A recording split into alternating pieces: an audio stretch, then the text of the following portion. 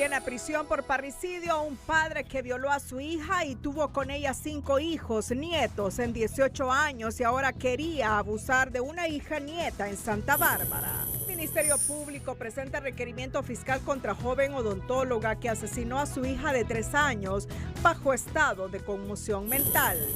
Condenan por delito de trata y pornografía infantil al estadounidense Gary Lee Johnston y tribunal pide ampliar investigación por red de trata y caso Angie Peña. De 18 ampliaciones al estado de excepción, solo 1 reunió todos los requisitos. El delito de extorsión se esparce y sentencias condenatorias apenas fueron 8 en 2024, revela ASJ. El programa de migrantes del gobierno no es malo, pero muchos retornarán con el dinero que les darán y TPS no será renovado, advierte Bartolo Fuentes. Cancillería justifica inclusión de Honduras en lista de 9 países que quieren capturar a Netanyahu, pero expertos piden al gobierno no meterse en camisa de 11 varas. Consejo Nacional Electoral anuncia que Estados Unidos suspende ayuda para elecciones primarias por proceder de fondos de USAID. Ordenan cierre de misiones USAID en el mundo, trasladan primeros migrantes a Guantánamo. Rubio sigue gira por la región y Trump recibe a Benjamín Netanyahu en la Casa Blanca. Este es su noticiero TN5 Estelar con Renato Álvarez y Cristina Rodríguez. Muy buenas noches, Honduras. Bienvenidos a la emisión de este martes 4 de febrero. La noticia del día es presentada por Claro. Es momento de conectarte al mejor internet de Honduras con Full Claro. Contratalo ya. A prisión fue enviado un sexagenario de Santa Bárbara luego que su propia hija, con quien tuvo 5 hijos en 18 años, lo denunció por intentar abusar a una de sus hijas, que también es su nieta, una noticia que ha dejado perpleja a la población. Luego de su detención por abuso sexual contra su propia hija de 35 años, a la que le engendró 5 hijos, en Santa Bárbara se llevó a cabo la audiencia de declaración de imputados contra Erasmo López, a quien se le dictó detención judicial por el término de ley. Producto de este abuso, pues la menor pues dio a luz a 5 hijos, ¿verdad? Que hoy mismo pues la Fiscalía presentó ante el juzgado al imputado, donde solicitamos la detención judicial y una serie de pruebas que el Ministerio Público también solicitó hoy al juzgado para comprobar la responsabilidad del imputado. El imputado, al ser detenido por la policía, confesó vivir con su hija desde hace más de 15 años. Dicen allí, bueno. ¿Sí? Ya, ¿usted dice ser inocente? Sí, soy inocente. Ajá, pero usted supuestamente vivía con su hija. Sí, él está juntamente en la casa conmigo, por eso tenía que... Las autoridades policiales recepcionaron la denuncia por parte de su hija y pareja, que estuvo callada todo el tiempo bajo amenazas. Sin embargo, la gota que derramó el vaso fue cuando el hombre pretendió abusar de una de sus hijas, que además es nieta. Déjeme decirle cómo dimos con el paradero de esta persona. Es que su propia hija lo vino a denunciar, no por los abusos en contra de ella, sino porque él trató de abusar de un hijo de ella. Entonces, inmediatamente pues se le dio captura a este ciudadano y está siendo puesto a la orden del Ministerio Público para que se le deduzca la responsabilidad de acuerdo al caso. Esta defensora de mujeres lamenta la opacidad con la que actúa la sociedad en casos que como estos no son desconocidos en los lugares donde viven estas personas. Y la pregunta que surge, aparte de que esto no lo debe hacer un padre, es ¿dónde estaban los vecinos que no denunciaban? ¿Dónde estaban las autoridades que miraban las cosas y no tenían ningún tipo de intervención? 18 años es un tiempo bien largo, y como usted sabe el dicho en, ¿cómo es que dice? Pueblo pequeño, infierno grande. En los lugares pequeños todo el mundo se da cuenta de lo que está pasando y por qué no hubo una denuncia. La partida de nacimiento de la mujer que fue violada en efecto indica que su padre biológico es el señor Erasmo López, con el que tiene 5 hijos. Orlin Martínez, Telenoticias. El Ministerio Público presentó requerimiento fiscal en contra de la odontóloga Tesla Alemán por sospechas del delito de parricidio en perjuicio de su menor hija. La Fiscalía, además de que solicita la admisión de este requerimiento, pide la juramentación de un perito para que se le haga una evaluación psiquiátrica. Para determinar o establecer si efectivamente la doctora padece de algún tipo de ansiedad o algún trastorno mental. En el mismo requerimiento fiscal también se hace la petición al juez que se proceda a través de la familia o la imputada a nombrar un apoderado legal para que también esté pendiente al tanto del procedimiento que se va a desarrollar. Se espera que una vez den el alta se le practique la correspondiente evaluación, cuyo resultado determinará la medida que se le aplique en este proceso. En una maleta y en estado de descomposición fue encontrado el cuerpo sin vida de una mujer la tarde de este martes, precisamente en una quebrada ubicada en el barrio Cabañas, en San Pedro Sula. La víctima vestía una camisa color azul oscuro, tenis rojos y pantalón azul, y su cuerpo fue prácticamente quebrado para ser colocado en dicha maleta. Posteriormente fue llevado por medicina forense en condición de desconocido, ya que no portaba documentos. Según las autoridades, los vecinos de la zona fueron los encargados de alertar sobre el terrible hallazgo.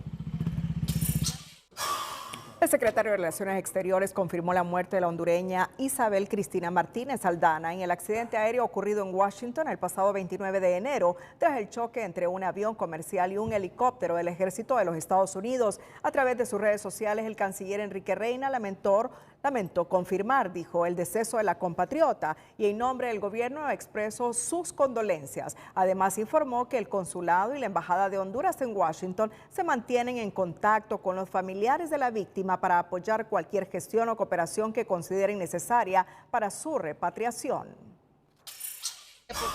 La diputada Gladys Aurora López y un ex empleado del Fondo Social de Desarrollo Eléctrico, ciudadano Ricardo Enrique Padilla, obtuvieron medidas cautelares distintas a la prisión preventiva, resolución dictada en audiencia de declaración de imputado por un juez natural designado en el caso penal relacionado a un proyecto de energía para la comunidad de La Ceibita en Opatoro, en el departamento de La Paz. La audiencia inicial será el jueves 13 de febrero a las 9 de la mañana.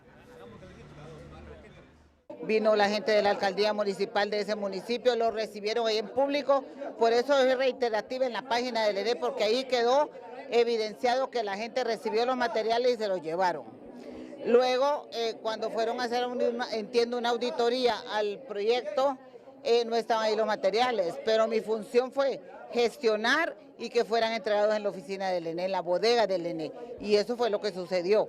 Gladys Aurora solo gestionó que para diferentes comunidades de La Paz se le asignaran materiales y la ENE le aprobó esta solicitud. Los materiales los retiraron las alcaldías, todas, y una de ellas aparentemente no los usó donde tenía que usarlos, y eso es el delito. Pero no le corresponde a Gladys Aurora ni auditar, ni andar encima, ni andar vigilando eso le corresponde a la NE.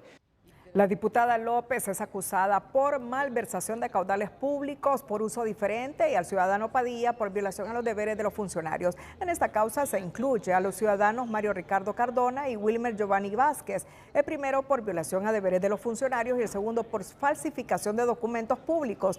Estos últimos no comparecieron a la audiencia. El director del Instituto Nacional de Migración, Wilson Paz, informó que este martes recibió la notificación que deja sin valor y efecto la alerta migratoria contra el expresidente del Comité Central del Partido Nacional, David Chávez. El día de hoy llegó el sin valor y efecto de la alerta migratoria del ciudadano David Chávez Madison, así que perfectamente él puede ingresar hoy mismo al país. Pues que venga sin temor, que venga aquí a la campaña política, aquí lo esperamos, ¿verdad? Chávez es acusado por los delitos de fraude y violación a los deberes de los funcionarios por su implicación o su supuesta implicación en un desfalco superior a los 75 millones de lempiras. Y por el delito de trata de personas agravada en su modalidad de explotación y 3 delitos de pornografía infantil fue declarado culpable el ciudadano estadounidense Gary Lee Johnston. Y en su sentencia, el tribunal exhorta al Ministerio Público a investigar otros casos relacionados con la red del estadounidense en las islas de la Bahía, entre ellos el caso de Angie Peña. El ciudadano estadounidense Gary Lee Johnston es declarado culpable por el delito de trata de personas agravada en su modalidad de explotación sexual y por 3 delitos de pornografía infantil. Condenamos al señor Gary Lee Johnston por el delito de trata de personas agravado en su modalidad de explotación sexual comercial en perjuicio de la menor Josie Caroline Sánchez, conocida en el proceso como testigo protegido MC7. Son por 3 delitos de elaboración y utilización de pornografía infantil en perjuicio de las menores Josie Caroline Sánchez, Nessie Dayana Martínez Pérez y Brenda y Olivet Vázquez Gómez, delitos que son considerados en concurso real. La Sala Primera del Tribunal de Sentencias en materia de criminalidad organizada y corrupción, tras declarar sin lugar las excepciones planteadas por la defensa, detalló cómo la extracción de imágenes del teléfono del acusado reveló cómo este contactó con 3 menores, una de ellas su pareja desde la edad de 14 años, consentida por la madre de la menor. En ese sentido, como defensores, solo pues queda proceder a recurrir a las instancias que la norma procesal penal establece. Documentos oficiales confirman que las 3 víctimas eran menores, vulnerables por estar en proceso de formación de su personalidad, por lo que el tribunal exhorta al Ministerio Público a investigar de manera exhaustiva la operación de más redes de pornografía infantil en modalidades de elaboración y divulgación. Y este fallo condenatorio a este ciudadano estadounidense pues marca ese también un antes y un después para el Ministerio Público, porque manda que se haga una investigación exhaustiva para seguir desarticulando redes de trata de personas. El tribunal señaló fecha para individualizar la pena, una audiencia donde el Ministerio Público y la defensa pedirán lo pertinente. Por lo tanto, a recomendación de los juzgadores es necesaria una investigación más exhaustiva para detener más personas que pudieran estar involucrados en estos flagelos. La pena por explotación sexual comercial va de 10 a 15 años de prisión agravada en 1/3 cuando las víctimas son menores de 18 años y de 4 a 6 años por elaboración de pornografía infantil más multa de 300 días. El Ministerio Público ejecutó aseguramiento de bienes a presunto líder de una organización criminal para tráfico de drogas, José Francis Flores, y su hija Francia Abigail Flores, capturados el 29 de noviembre de 2024 con 18 kilos de cocaína. Se trata de 31 bienes inmuebles y 24 carros inscritos a nombre de los investigados y terceras personas ubicados en los departamentos de Cortés y Atlántida, donde se recolectaron indicios vinculados a los acusados, quienes están en prisión por tráfico de drogas. En diciembre de 2024, a estos acusados y su núcleo familiar les aseguraron 60 bienes inmuebles, 20 vehículos y 10 sociedades mercantiles que suman un patrimonio de 240 millones de lempiras en bienes. La Asociación para una Sociedad Más Justa presentó este martes su informe La ilegalidad del estado de excepción, el cual analizó la efectividad e impacto de la medida implementada por el gobierno para acabar con la extorsión tras 2 años de haberse implementado en el país. De acuerdo con la ASJ, al cierre de 2024, más de 304,000 personas, o mejor dicho, más de 304,000 hogares fueron afectados por la extorsión, y mientras el delito se expandió, las sentencias condenatorias disminuyeron. En 2022 se emitieron 105 condenas, en el 2023 66, mientras que en el 2024 solo fueron 8, evidenciando la falta de respuesta judicial ante el flagelo.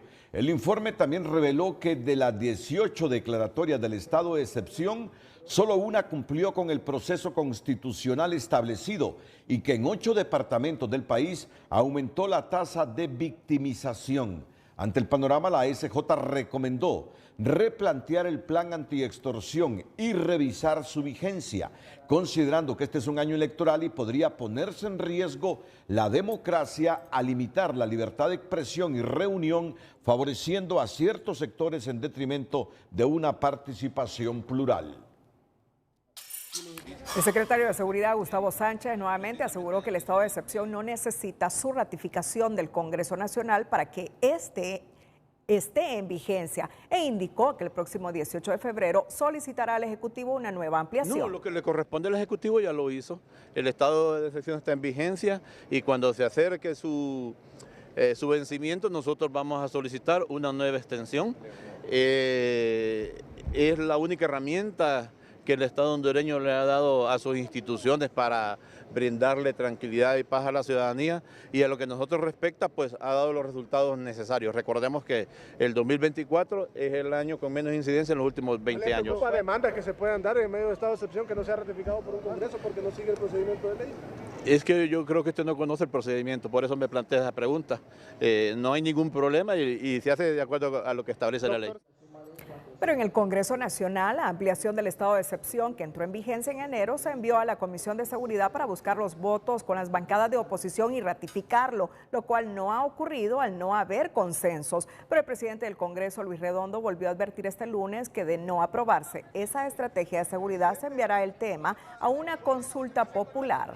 La ilegalidad del estado de excepción en Honduras fue expuesta por un grupo de expertos en donde se indica que de los 18 decretos de ampliación aprobados en los últimos 2 años, solo uno cumple constitucionalmente todos los requisitos, mientras evidencian cómo la extorsión se disparó de 226,000 hogares afectados en el 2022 a más de 304,000 a fines del 2024. Ilegal e infructuoso, así califica este analista al estado de excepción. Señala que luego de 2 años y 18 extensiones desde la implementación de la medida, las víctimas de extorsión han aumentado, las denuncias y detenciones han caído y el riesgo de violaciones a los derechos humanos incrementó. 304.388 hogares se estiman al cierre del 2024 que están siendo víctimas directas por extorsión. 304.000 hogares, de los cuales solo se registran en 2024 484 denuncias y apenas unas 120 detenciones. Eso le está diciendo a usted que no hay efectividad en los resultados. En 2022, más de 226,000 hogares reportaron ser víctimas de extorsión. En 2023, la cifra aumentó a 286,000 y el año pasado fueron 304,000 las familias afectadas en todo el país. Pero la falta de resultados no es la única crítica de los entendidos. También señalan las múltiples extensiones al estado de excepción que no cumplieron por completo el proceso constitucional establecido, debido a la falta de ratificación del decreto ejecutivo por parte del Congreso Nacional. La Constitución de la República nos da la respuesta en el sentido de establecer cuáles son los requisitos para que un estado de excepción pueda pasar por todo ese filtro de legalidad constitucional.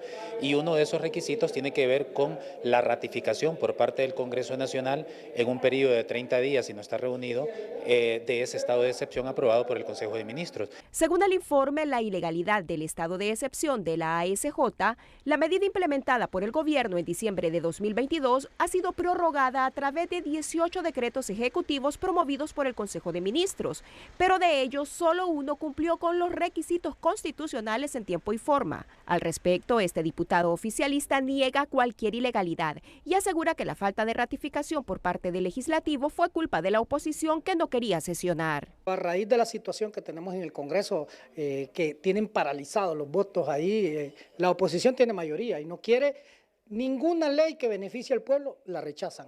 Así es que el Consejo de Ministros también tiene facultades para emitir leyes. En este caso, un PCM, el cual está vigente hasta el 19 de febrero esta ley. Los analistas cuestionaron si el estado de excepción es realmente una solución o un problema para el país, tomando en cuenta que más de 74,000 hogares hondureños que en el 2022 no eran víctimas de la extorsión ahora se enfrentan al flagelo.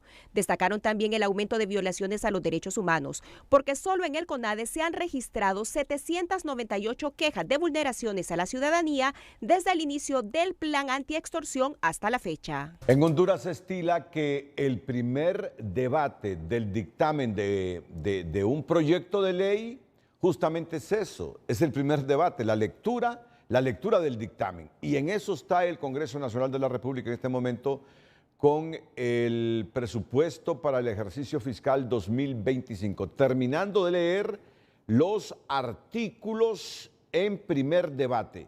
Se piensa que se le puede dispensar, si tienen los votos, un segundo debate para aprobarse en un tercero en esta semana. Por lo menos ese es el propósito de Luis Redondo. Ulises Aguirre.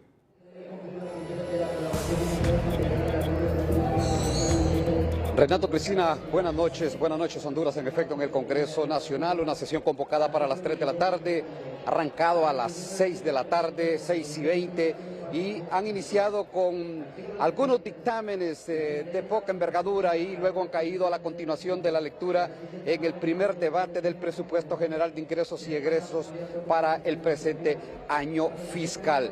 Lo que circula acá en los pasillos de esta Cámara Legislativa y de escaño en escaño es que la consigna es terminar la lectura esta noche. Son 356 artículos, en este momento ya van por el artículo 313, todo apunta de que sí lo terminan de leer hoy y tomarían el pulso aquí en la Cámara Legislativa si por ahí podrían dispensarle el segundo debate y entrar ya mañana en una discusión plena del tercer y último debate del presupuesto general de la República. Pero lo que miramos nosotros en este momento es que está vacía la Cámara Legislativa, incluso la Junta Directiva.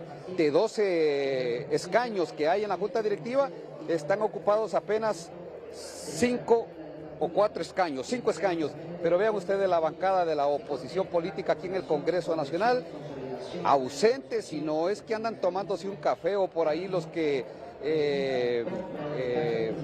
están tomando sus alimentos, están en la parte de atrás. No, muchos incluso no han llegado al Congreso Nacional, aún están tierra adentro en las provincias, y eso es lo que está pasando en este momento. Lo que se proyecta y lo que trasciende es que la propuesta, y todo apunta que para ahí van, es aprobar o terminar la lectura de un primer debate, que es lectura. Aquí no hay discusión, pese a que la ley dice que sí es la aprobación en un primero y segundo debate, salvo que haya la dispensa de los mismos. Así están las cosas en el Congreso Nacional. Renato, Cristina, decirles que quizá lo que ha puesto un poco de color a esta sesión, porque son sesiones sosas, sesiones que nadie pone atención a lo que están leyendo, por ahí ni siquiera el que está leyendo el dictamen, pero lo que ha puesto un poco de color es la presencia en este poder del Estado de la diputada del Partido Liberal, Suyapa Figueroa, y Claudia Ramírez, que han llegado con una camiseta que en la parte de enfrente y en la parte de atrás dice sí a la extradición. Y esto casi les ha costado, compañeros, que las hayan dejado fuera de la Cámara Legislativa. Les han revisado la cartera, les han revisado una mochila que traía la diputada Claudia Ramírez, les han demorado el ingreso aquí en el Congreso Nacional, todo porque ya sabían aquí en el Congreso Nacional que ellas venían con esta camiseta. Es una forma o una manera de detener o contrarrestar los reclamos que se dan en el Congreso Nacional, en este caso con el tratado de extradición, a la denuncia del tratado de extradición, y otros casos cuando suena mucho el pedido de la Sisi en este poder del Estado, Renato. Así están las cosas en el Congreso Nacional. 3 temas, 2 dictamen por ahí de menor relevancia y la continuación de la lectura del presupuesto general de ingresos y egresos del presente año fiscal. Gracias, Ulises Aguirre. El momento cuando a las diputadas Claudia Ramírez y Suyapa Figueroa se les registra de manera rigurosa ahí en el Congreso. Escuchen. La palabra escrita y la palabra hablada es una bala. Eso dijo Berta Cáceres, a la que alababa tanto la izquierda antes. Ahora ya no.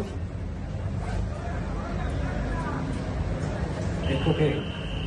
Esta es parte del trabajo.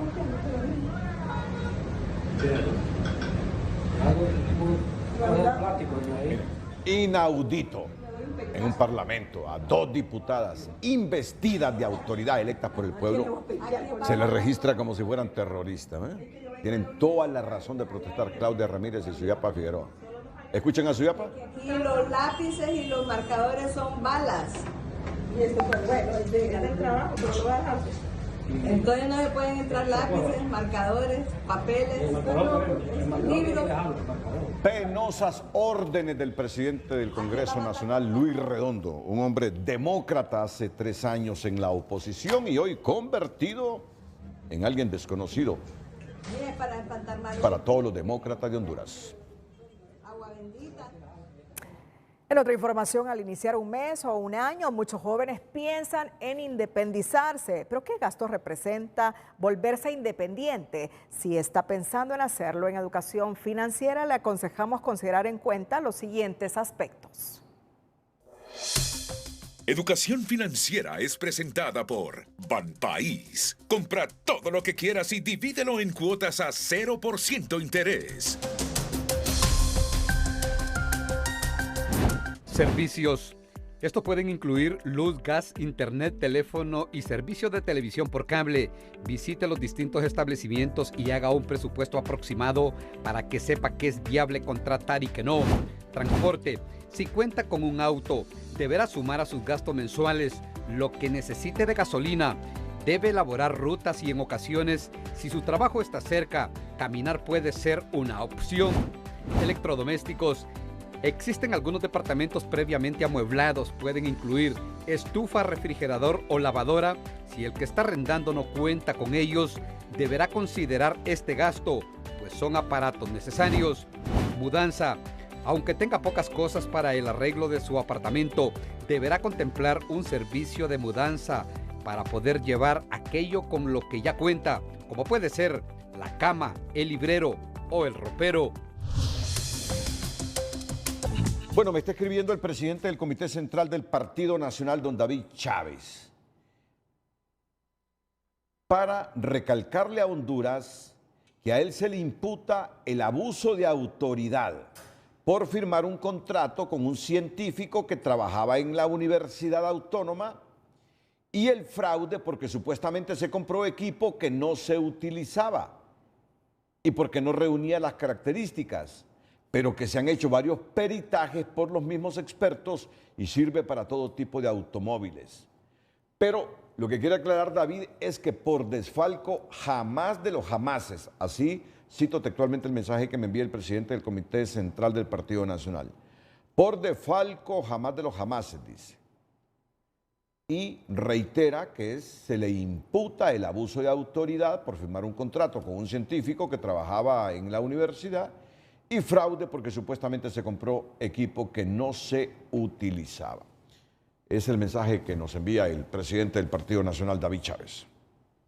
Los recientes operativos del Servicio de Inmigración y Control de Aduanas SAIS han generado alarma entre los residentes legales en Estados Unidos que son detenidos pese a tener su documentación en regla. Las autoridades migratorias recomiendan que tanto ciudadanos como residentes legales porten siempre sus documentos, ya que podrían enfrentar detenciones inesperadas mientras se verifica su estatus migratorio.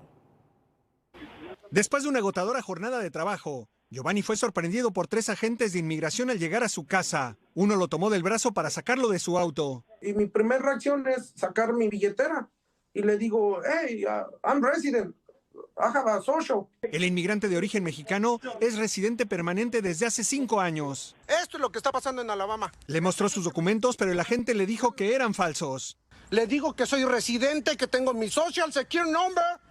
Y no me enseñó ninguna orden. Pidió que le mostraran una orden de arresto, pero lo esposaron y se lo llevaron a una cárcel de inmigración. Me suben al automóvil y empiezan. ¿Hay alguien más en la casa? No, estoy solo. Vengo de trabajar, estoy solo. Todo el mundo anda trabajando, no hay nadie.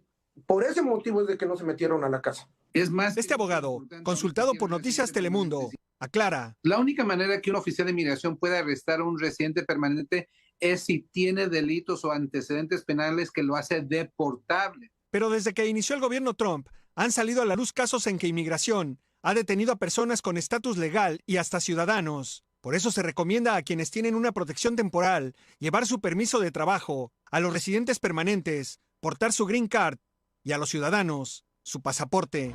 Pero el secretario de Defensa asegura que no están deteniendo ciudadanos estadounidenses. Contactamos a la Oficina de Inmigración para conocer su versión de este episodio, pero no hemos obtenido respuesta. Me dejaron salir. Giovanni dice que estuvo detenido más de 2 horas. Al final le dijeron que fue un error del sistema.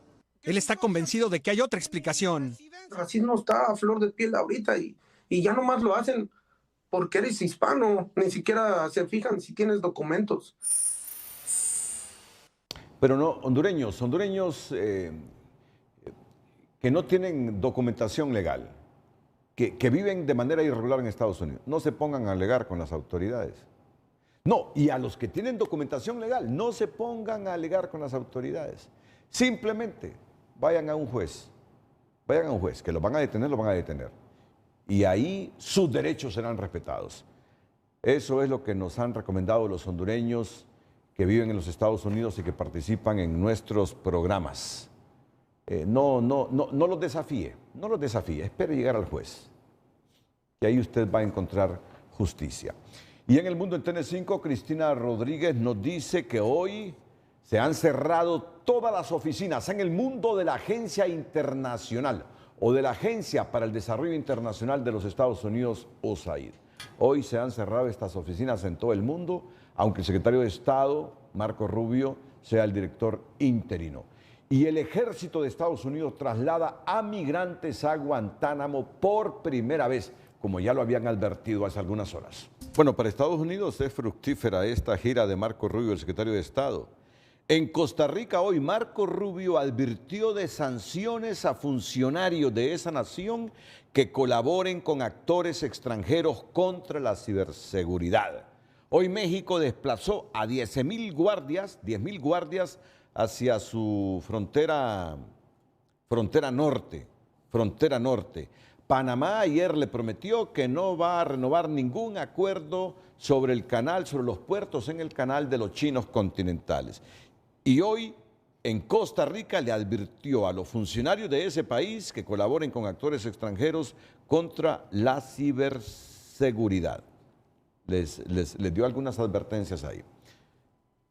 Así está la política exterior de los Estados Unidos. Y mire usted, la presidenta del Consejo Nacional Electoral, Cosette López, aseguró este martes que el órgano electoral también se vio afectado por la suspensión de ayudas por parte del gobierno de los Estados Unidos a través de USAID.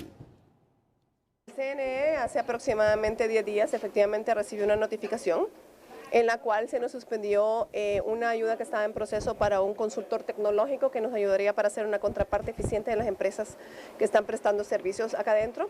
E igual se suspendieron ayudas para un tema del registro de custodios y otros, así que efectivamente hay una suspensión. La funcionaria electoral es optimista y espera que el Consejo Nacional Electoral pueda solventar estos inconvenientes por la suspensión de ayudas de los Estados Unidos. El Consejo de Gobernanza Migratoria se reunió este martes en formato híbrido con representantes de la Cámara de Comercio e Industria de Tegucigalpa para socializar los alcances del programa Hermano o Hermana Vuelve a Casa, mediante el cual se pretenden generar oportunidades a migrantes retornados. Hay mucha receptividad, hay mucho interés de las cámaras de comercio, creo que hay que decirlo. A ellos también les interesa cómo se promueve el crecimiento económico y cómo se promueve el empleo y el retorno de nuestros migrantes ofrece también unas oportunidades porque personas que devuelven al país con mano de obra más calificada, que han trabajado en Estados Unidos en el sector de la construcción, en servicios, en el sector agrícola. El funcionario agradeció la iniciativa e involucramiento del sector privado, clave para la generación de empleo y desarrollo en el país. Uno de los principales defensores y conocedores del tema migratorio, como es el diputado de Libre, Bartolo Fuentes, es del criterio que si bien el programa del gobierno Hermano Vuelve a Casa es una buena iniciativa, no tendrá el éxito esperado porque un porcentaje de los retornados se volverán a ir con el dinero que les dé el gobierno, al tiempo que prevé que el estatus de protección temporal no será renovado. Porque conoce la realidad de los migrantes, el diputado de Libre Bartolo Fuentes tiene la certeza que un porcentaje de los retornados al país recibirá la ayuda gubernamental y luego alzará vuelo de regreso hacia Estados Unidos, pese a las medidas del presidente Donald Trump. Los que venimos de ahí, de la pobreza, sabemos que el hambre y la necesidad es más poderosa que las buenas intenciones. Y si usted tiene dinero y le dicen que va a hacer un emprendimiento, ¿verdad?, pero sabe que no tiene mayores posibilidades y está otro diciéndole venite, con ese dinerito puede alzar vuelo. El parlamentario considera que el programa del gobierno Hermano Vuelve a Casa es una excelente iniciativa para que los hondureños emprendan su negocio con la ayuda de los $1,000. Sin embargo, por muchos motivos creen que se regresarán. Deudas por pagar, por su familia que se quedó en Estados Unidos o por creerse gringos. Un migrante que ya se cree gringo, que estuvo publicando en el Facebook, yo no vuelvo a ese país, y sabe que al llegar al pueblo más bien se van a burlar de él, ese ni siquiera va a llegar hasta el pueblo.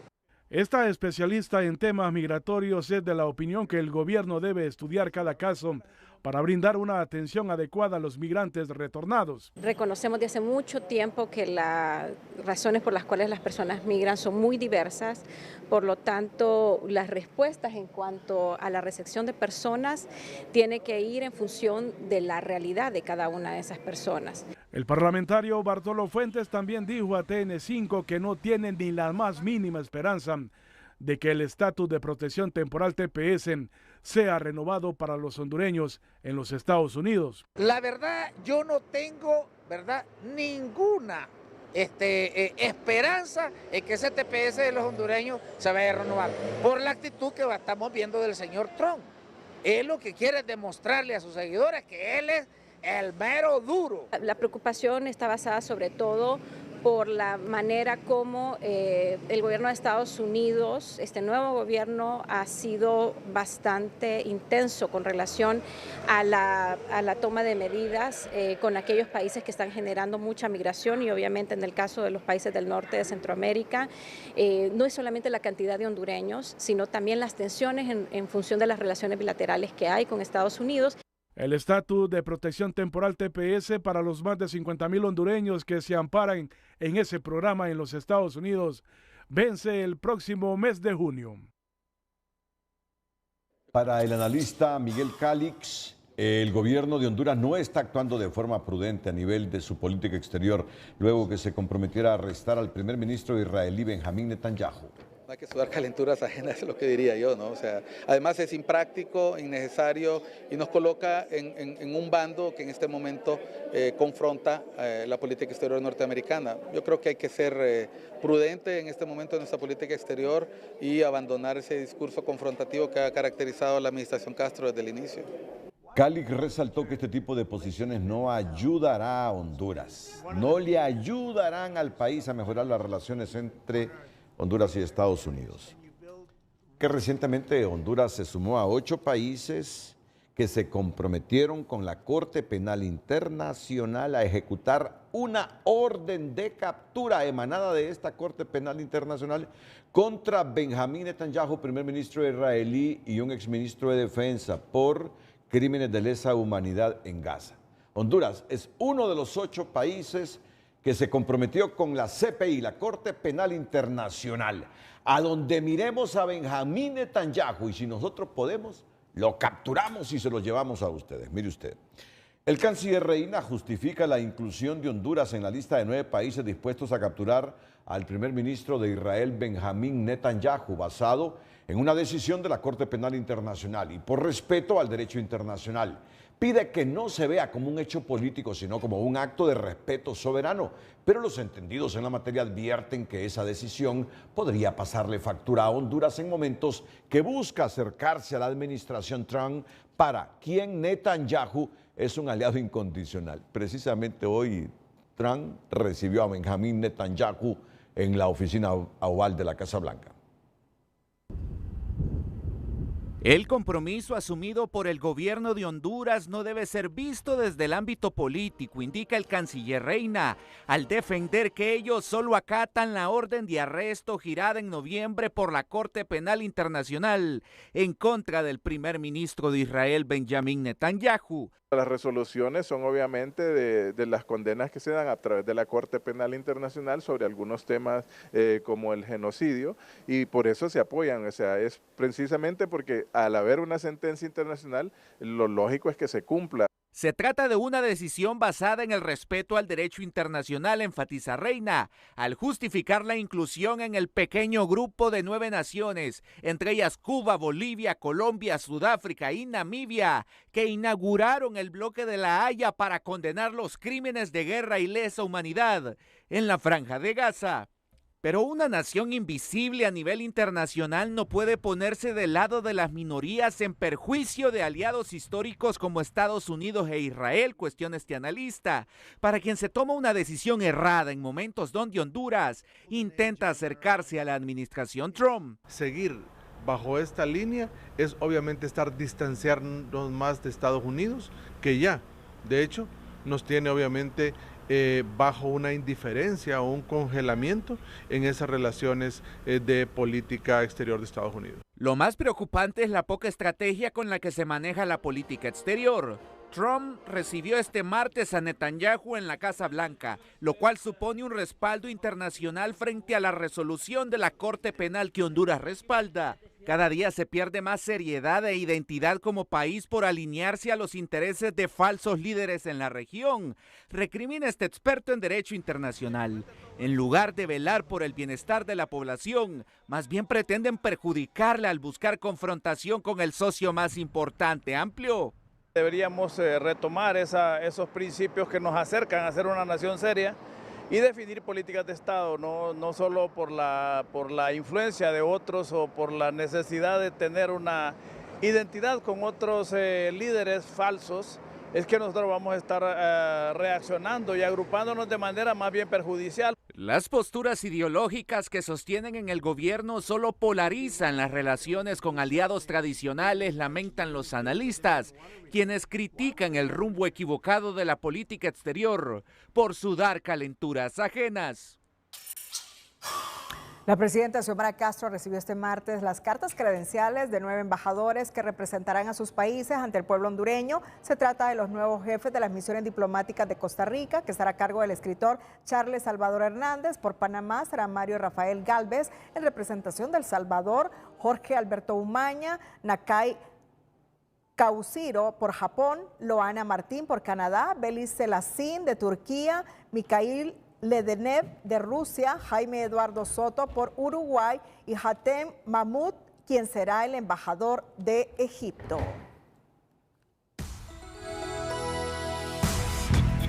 Y en unos minutos, Sara Carranza nos informa sobre las causas que han disparado la inflación en el mes de enero. Atentos a esta noticia que tiene que ver con todos, que hemos sentido los productos más caros en el mes de enero. Pero antes, la pasión por servir es algo que caracteriza a Memo Guevara, un joven sanpedrano que ha dedicado toda su vida a trabajar detrás de cámaras para que todos los eventos de la iglesia se desarrollen a la perfección. Él, junto a su equipo, ha sido por 25 años pieza importante para transmitir las buenas noticias. Es nuestra nota positiva de este martes. La noticia positiva es presentada por Farmafácil. Recetas para cumplir tus metas. Por la compra de 1000 empiras en nuestras sucursales, obtienes un boleto digital y participas para ganar. Desde instalar cables, preparar micrófonos, probar instrumentos y hasta cantar, Memo ha dedicado más de 25 años de su vida a servir en el detrás de cámara de todos los eventos, alboradas y vigilias de la iglesia. Tengo 33 años y desde que tengo memoria, si hablamos tal vez de unos 4 o 5 años, yo ya me acordaba que miraba a ver las carrozas, miraba ¿cómo se llaman? Las peregrinaciones y... Profesionalmente 25 años, pero tengo pues toda mi vida de estar en escenarios, en eventos, tanto iglesia católica como iglesia evangélica.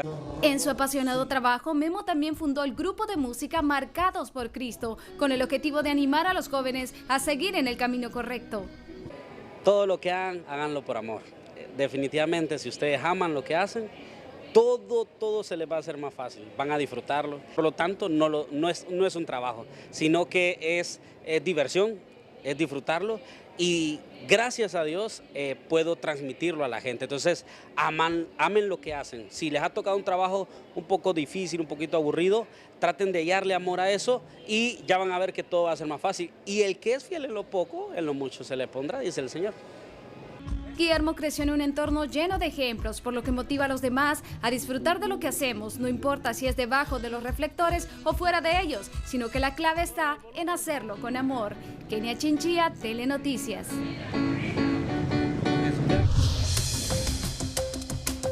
Y hablando de noticias positivas, la celebración de la Alborada 2025, desarrollada cada año por Televicentro y Emisoras Unidas, sigue siendo un referente de devoción y unidad nacional.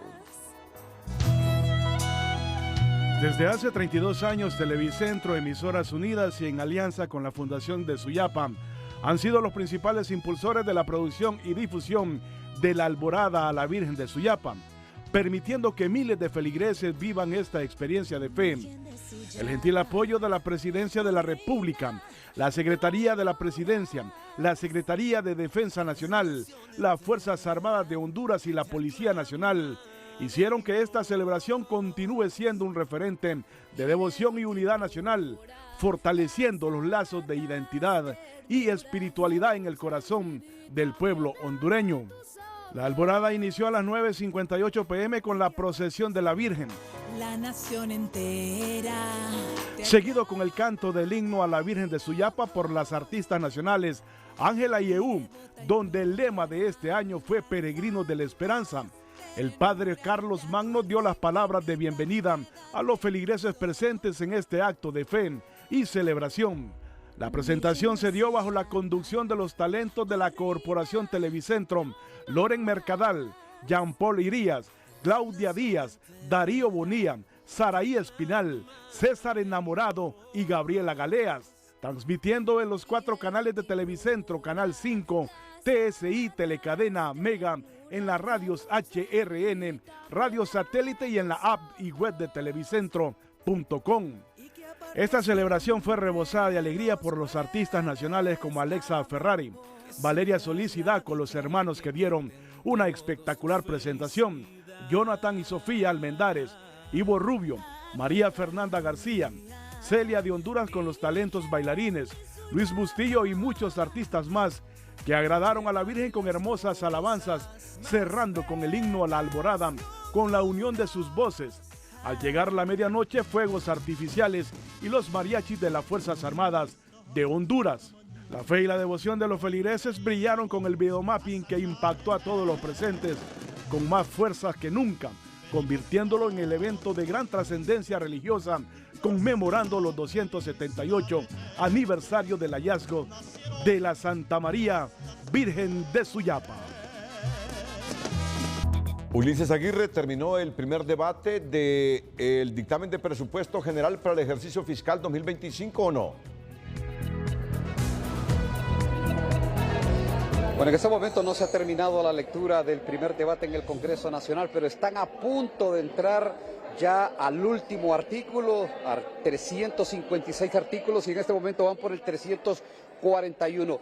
Estos últimos artículos son los que llevan más tiempo, tienen más contenido, y ha entrado a leer la secretaria del Congreso Nacional, Angélica Smith, que lee más despacio y lo que hace presumir que en unos 20-25 minutos estarían prácticamente cerrando ya el primer debate, la lectura del primer debate aquí en el Congreso Nacional. Lo que va a pasar, pues solo la Junta Directiva del Congreso Nacional sabe si van a someter ya a discusión la dispensa de un debate y discutirlo en un tercer y último debate. La noche puede ser tierna para la Junta Directiva del Congreso Nacional, incluso para los diputados, pero todo indica de que lo dejarán para el día de mañana entrar ya, si es que hay los consensos, si es que existen los consensos en el tercer y último debate. Renato, Cristina.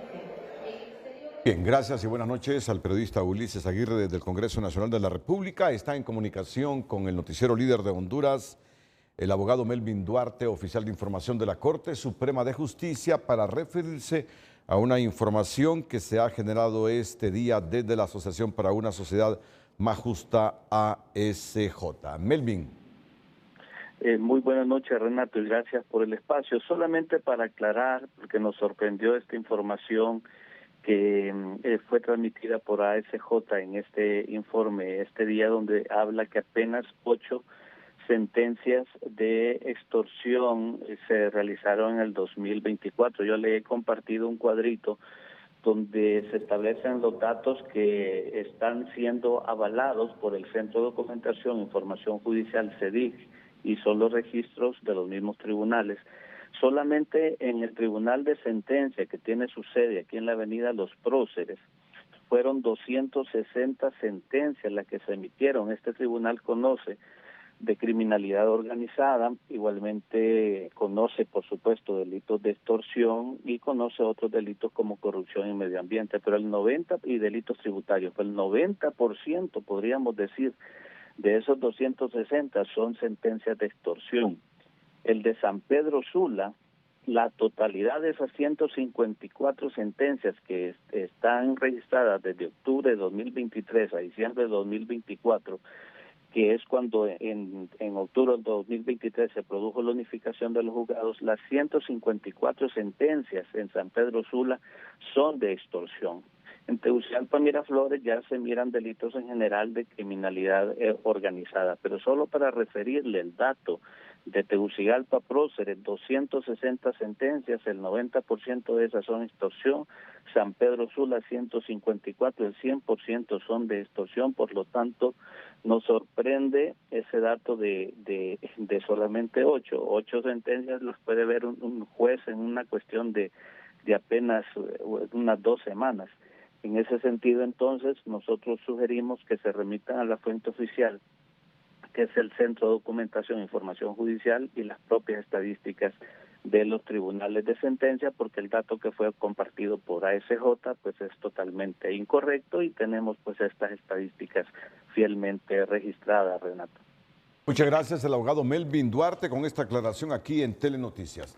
Ayer hubo una importante reunión del Consejo Hondureño de la Empresa Privada con funcionarios del gobierno encabezados por el canciller Eduardo Enrique Reina, para dialogar en función de políticas públicas que creen empleos para mitigar el problema del desempleo. Ahora mismo que vendrán, se supone, 250,000 hondureños deportados de Estados Unidos. Nos acaba de llegar el documento del Consejo Hondureño de la Empresa Privada. Acciones concretas para generación de empleo. Diálogo sector privado y gobierno. ¿Qué está proponiendo el Consejo Hondureño de la Empresa Privada en la parte macro, en el sector agrario, donde hablan de reactivar la tercera ventanilla de Conrural, desarrollo de programas y proyectos agrícolas, implementar el protocolo de desalojos, fortalecer y mejorar el acceso y uso de los servicios de seguro agrícola y de los fondos de garantía confianza, habilitar en Banprovi un fondo no menor de 5,000 millones de lempiras para otorgar créditos blandos a los productores de los rubros de granos básicos, hortaliza, ganadería, entre otros, reactivar el programa merienda escolar, programas de rehabilitación de la infraestructura vial secundaria y terciaria para sacar la cosecha de café, revisar la ampliación del régimen RIT para garantizar los empleos de sectores como banana, camarón, sandía, melón, de otros rubros como la construcción,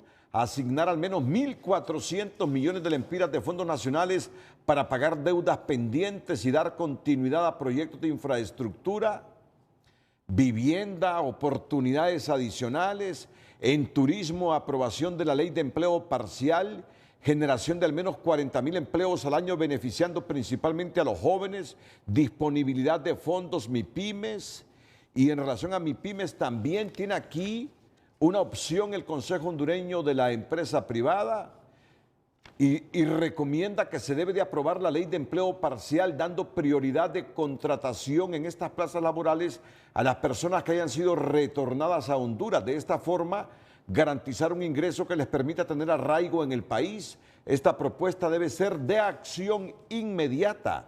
Realizar un diagnóstico de cada persona que sea retornada mediante un formato por determinar que debe contener al menos la información. Bueno, este es el informe que nos acaba de llegar del Consejo Hondureño de la Empresa Privada. Acciones concretas para generación de empleo que propone el Consejo Hondureño de la Empresa Privada, luego de la reunión con funcionarios del gobierno para tratar de que los migrantes retornados tengan, cuando regresen al país, una opción digna de empleo. Al iniciar un mes o un año, muchos jóvenes piensan en independizarse. Bueno, ya esa información la pasamos, pero antes, los efectos de la tormenta Sara y el deslizamiento de la moneda local frente al dólar disparó la inflación en enero de este año en al menos 18 alimentos básicos de la canasta familiar, además de otros rubros como transporte, artículos para bebé y gastos fúnebres.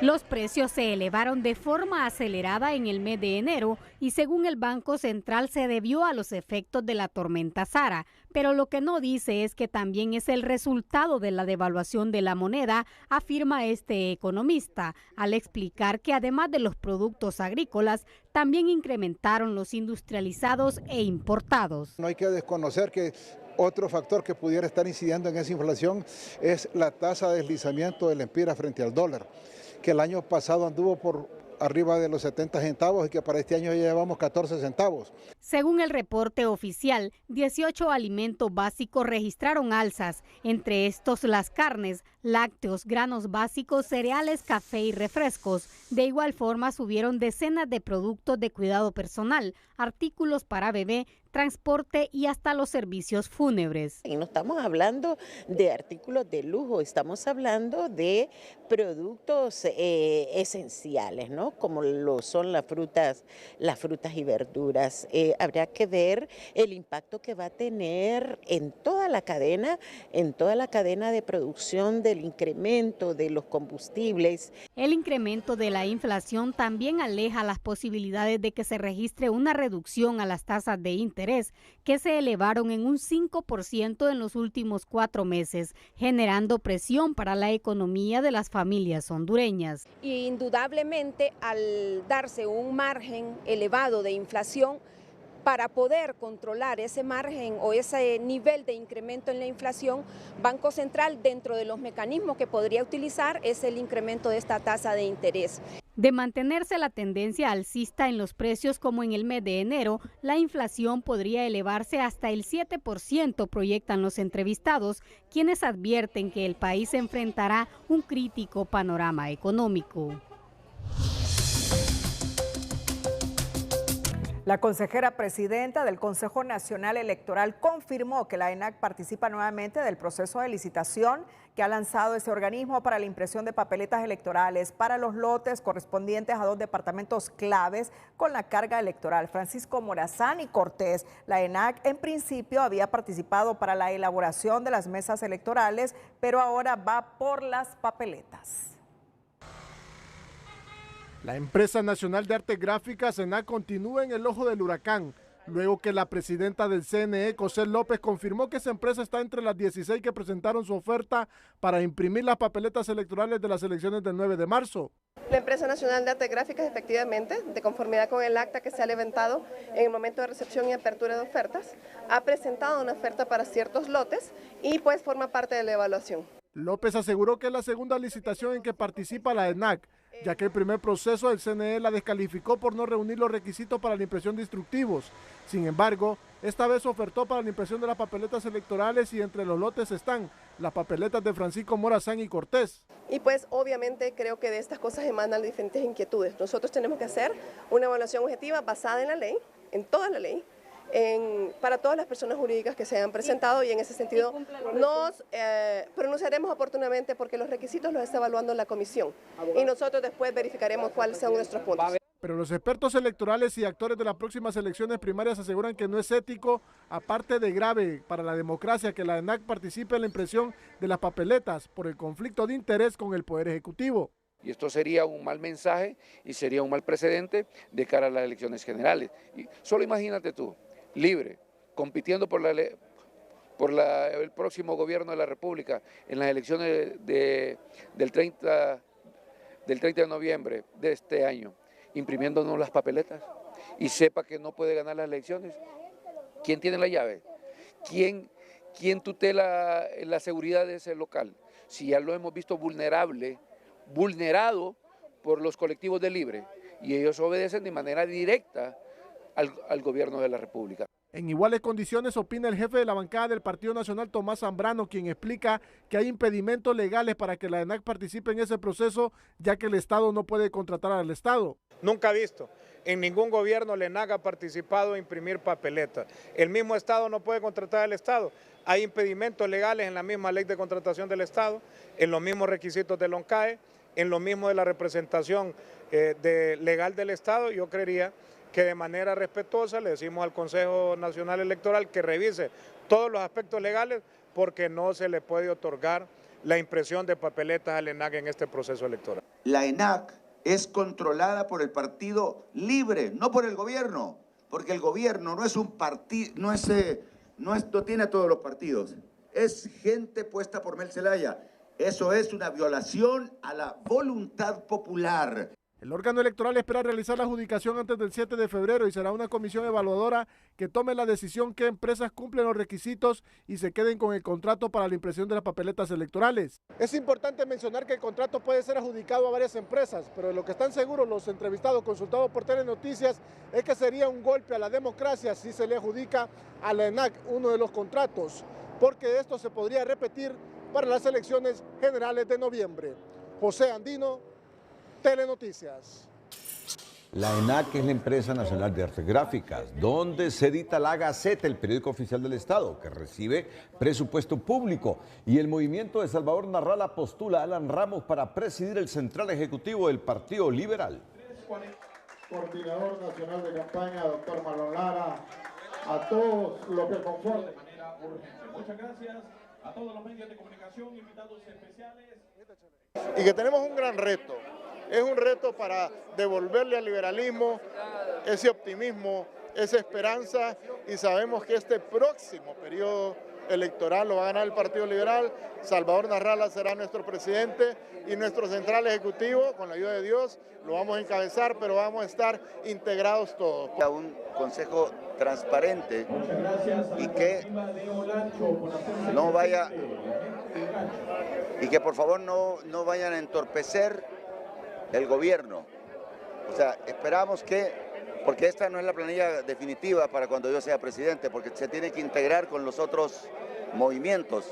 A ir planteando es el tema. Bueno, retomando el tema de la Empresa Nacional de Artes Gráficas, el diputado del Congreso Marlon Lara le dice a TN5 Estelar que la participación de esta empresa en la impresión de papeletas electorales pone en riesgo las elecciones. Es delicado porque es una empresa del gobierno, de lo cual depende totalmente la voluntad de quienes están al frente de esa institución. Y si ellos, por ejemplo, dicen que el gobierno no les pagó las planillas y que pararon la impresión de papeletas porque hay una huelga, entonces se ponen en peligro las elecciones. Lara agregó que todos sospechan que el gobierno de Libre no tiene el respaldo popular y va a querer de cualquier manera controlar las elecciones para quedarse la fuerza en el poder. La Relatoría Especial para la Libertad de Expresión de la Comisión Interamericana de Derechos Humanos expresó su preocupación por los reportes recibidos sobre la investigación por el supuesto delito de injuria con publicidad contra el medio digital Hondudiario, así como el requerimiento de fuentes periodísticas en relación con una de sus notas, de conformidad en el principio 8 de la Declaración sobre la Libertad de Expresión. Todo comunicador social tiene derecho a la reserva de sus fuentes de información, apuntes y archivos personales y profesionales. Asimismo, la relatoría enfatizó que la persecución penal es la medida más restrictiva a la libertad de expresión y debe ser excepcional. La respuesta punitiva del Estado mediante el derecho penal no es convencionalmente procedente para proteger el honor del funcionario, se destacó en un comunicado. Cerramos la emisión estelar. A continuación, las 5 de TN5. Feliz noche.